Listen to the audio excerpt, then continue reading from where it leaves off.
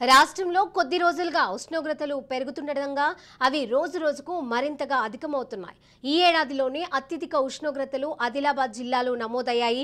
రాష్ట్ర వ్యాప్తంగా 12 జిల్లాలలో 40.8 డిగ్రీల నుంచి 42.3 డిగ్రీల మధ్య గరిష్ట ఉష్ణోగ్రతలు నమోదయ్యాయి. రానున్న 2-3 రోజులు కూడా సాధారణం కన్నా 2 నుంచి 3 డిగ్రీల వరకు ఉష్ణోగ్రతలు పెరుగుతాయని వాతావరణ శాఖ చెబుతోంది. రాష్ట్ర అభివృద్ధి ప్రణాళిక సంస్థ ఎండల పెరుగుదలపై ప్రజలను అప్రమత్తం చేస్తూ ఆరెంజ్ హెచ్చరికలను జారీ చేసింది. ఆరుబయట పనిచేసేవారు, మధ్యాహ్నం పూట ప్రయాణాలు చేసేవారు అప్రమత్తంగా ఉండాలని నిపుణులు సూచిస్తున్నారు. ఇక ఇదే విషయంపై మరిన్ని డీటెయిల్స్ మా ప్రతినిధి సంజన అందజేస్తారు. సో ప్రస్తుతానికి మనమైతే ఇక్కడ సికింద్రాబాద్ రైల్వే స్టేషన్ దగ్గర ఉన్నాము. అసలు జనాలు ఎండ తీవ్రత వల్ల అయితే చాలా ఇబ్బందులు పడుతున్నారు. అసలు ఏంది ఎండ తీవ్రత గురించి ఒకసారి ప్రయాణికులని వాళ్ళ మాటల్లో అడిగి తెలుసుకుందాము. ఎలా ఉంది ఎండ తీవ్రత? ఎక్కడ వాళ్ళు పోవాలనుకున్న వాళ్ళు కూడా ఆగిపోతున్నారు. ఎక్కడికి వెళ్ళాలన్నా కానీ, టూర్స్కి వెళ్ళాలన్నా కానీ, నార్మల్గా ఊర్లలోకి వెళ్ళాలన్నా కానీ అక్కడ ఎక్కడున్న వాళ్ళు అక్కడ ఆగిపోతున్నారు. వాళ్ళు ఒకసారి నార్మల్గా వాళ్ళ మాటల్లో తెలుసుకుందాము. ఎండ తీవ్రత ఎలా ఉంది అండ్ వాళ్ళ గురించి ఒకసారి నార్మల్గా తెలుసుకుందాం, ప్రయత్నించిద్దాం. హాయ్ అండి. హాయ్ అండి.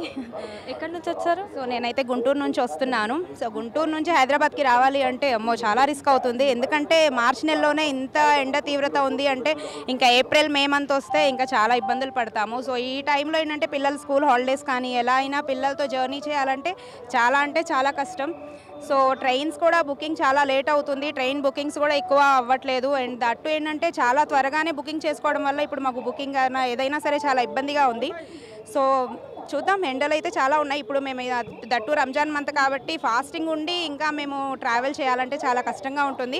ట్రైన్ జర్నీస్ కూడా కొంచెం మాకు కూడా అవైలబిలిటీ ఉండేలాగా పెడితే బాగుంటుంది అనుకుంటున్నాం. Thank you. చూస్తారు కదండి, మార్చి కూడా కాలేదు, అప్పుడే ఇంతగానం ఎండ అవుతుంది.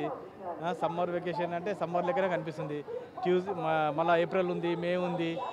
దాన్ని బట్టి ఇప్పుడు చాలా జనాలు అయితే బయట కూడా రావటం లేదు. బయట చల్లదనం అని చూస్తున్నారు. ఎక్కడైనా ఉంటే ఎంత జల్దీ తొందర అయితే అంత తొందర ఇది అయితే ఉంది. టూర్స్కి వెళ్ళాలని, ఇప్పుడు ఊర్లలోకి వెళ్ళామని, ఇప్పుడు ఎలక్షన్స్ ఉన్నాయి కదా, ఏపీ ఎలక్షన్స్. ఇప్పుడు నార్మల్ ఏపీకి వెళ్దామన్నా కానీ అసలు ట్రైన్స్ కూడా బుకింగ్ కావట్లేదు. ఎలా ఉంది? సమ్మర్ వెకేషన్ కదండి, ఇప్పుడు అన్న 44, 43కి ఇప్పుడే 42 అందింది. ఈ ఎండ వల్ల బయట కూడా ఎవరు వస్తలేరు. ట్రైన్ టికెట్స్ కూడా రిజర్వేషన్ దొరకడం లేదు.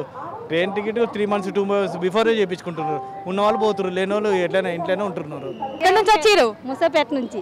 మరి ఎండ ఎట్లుంది? ఎండ బాగానే ఉంది. దేవుడి కాడికి వెళ్తాను. అవునా? ఎండలో వెళ్తురా? ఎండలే ఇక్కడ వెళ్తాము. ట్రైన్లు బుక్ అయినాయి మరి? ఏట సరే కావడం లేదు, ఏం లేదు. ఎట్లా వెళ్తున్నారు మరి? ట్రైన్కే వెళ్తాం మరి. ఏడు చేస్తాం. ఎండ బాగుందమ్మా, ఎండ బాగుంది. ఫ్యామిలీతో పోతున్నారా? ఫ్యామిలీతో పోతాను. ఎండలు అయితే బాగా కొడుతున్నాయి. ఊళ్ళకి వెళ్ళిరా అయితే? ఊళ్ళోకి వెళ్ళాలి. ఇప్పుడు వెళ్ళాలా? ఇప్పుడు నార్మల్గా ఇప్పుడు సమ్మర్లు కదా, ఇప్పుడు వచ్చే సమ్మర్ ఇది, ఇంకా సమ్మర్ రాకముందే ఎండలు వచ్చినాయి ఇన్ని కదము. స్టార్టింగ్ లో ఇప్పుడు ఇంత ఉంది, ఇంకా ముందు ముందు ఇంకెలా ఉందంటే చెప్పలేకపోతున్నాం. అప్పుడు ఇంట్లోకి మాత్రం వెళ్ళలేకపోతాం. ఇంట్లోకి మాత్రం వెళ్ళలేము. ఇక ఇంట్లో కూర్చోవాలి. ఇప్పుడు పిల్లలకి స్కూల్ గీళ్ళు అన్ని బంద్ అవుతాయి ఇప్పుడు సమ్మర్లకి. ఇప్పుడు హాలిడే ఉంది. తర్వాత అయితే మరి అంటే హాలిడేస్ వస్తాయి. ఓకే, ఎగ్జామ్స్ అయిన తర్వాత హాలిడేస్ వస్తాయి. దాని తర్వాత ఇట్లే ఉంటారు పిల్లలు. మేకైతే మాకు కారోబార్ అయితే ఏమీ లేదు. 8కి 10 days అయిపోతుంది, ఏమీ లేదు. 6 o'clock వచ్చినాము, 8కి 300, 400 మ్యాక్సిమం. 300, 400 మ్యాక్సిమం లేకపోతే 1000 రూపీస్ అయ్యేటివి. ఇప్పుడైతే మొత్తం మ్యాక్సిమం సాయంత్రం వరకు అయితే పొద్దున్న 6 నుంచి సాయంత్రం 6 వరకు అయితే 1000 రూపాయలు అయ్యేది. ఇప్పుడు సాయంత్రం వరకు ఉన్నా కానీ అవట్లేదు. ఎండ బాగుంది మేడం, బాగా ఇబ్బంది ఉంది. ఆటోలు గిరాకీ తక్కువైంది. ఎండకి బయటకి ఎవరు వెళ్తలేరు. లేదండి, చాలా కష్టం. ఎండకి వస్తలేరు, మాకు కూడా దందాలు అవుతలేదు. సాయంత్రం పూట వస్తున్నారు, ట్రాఫిక్ ఎక్కువ అవుతుంది. అది ఏం చెప్తారు మరి? ఎండకంటే చాలా ఇబ్బంది మేడం. ఎవరికైనా ఎండకి వెళ్ళాలన్నా, బయటకి ఏదైనా తీసుకోవాలన్నా, వెళ్ళాలన్నా చాలా ఇబ్బంది.